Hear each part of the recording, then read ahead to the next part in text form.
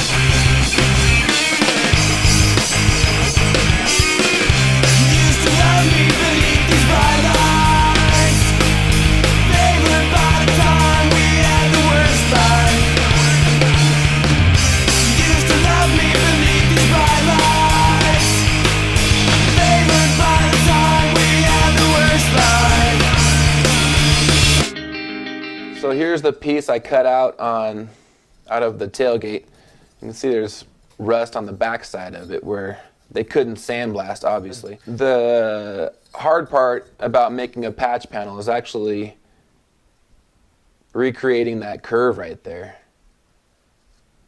So one of the things that you can do is actually get a piece of pipe. This I found in my scrap bucket that is actually from an exercise bike project that I'm doing.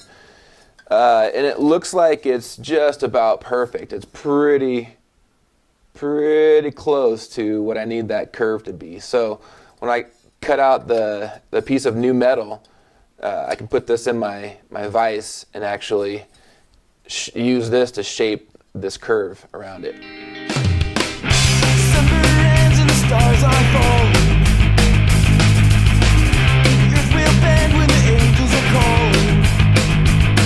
Who holds the truth is what we don't know. Could it be these skies will never grow?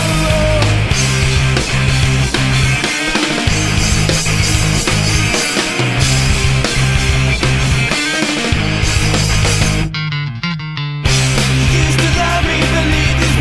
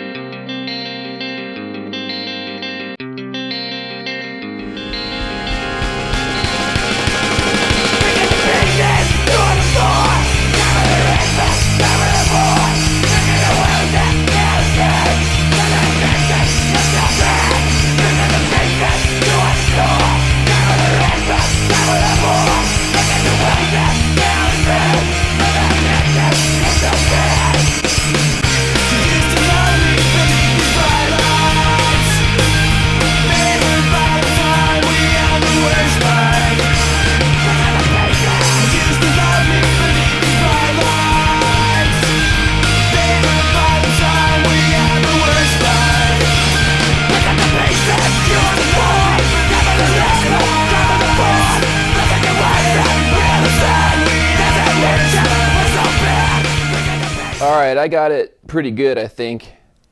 Came out pretty nice.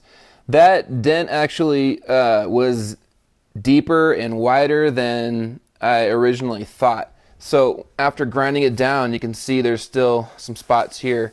That's actually a low spot right there. So it dips down on this spot right here on both sides actually. This metal actually starts to go down where that dent was. That dent was pretty much right in the middle right here. I did the best I could to try to pop it up, but it'll be okay. You won't see any of that once I fill it full of Marglass.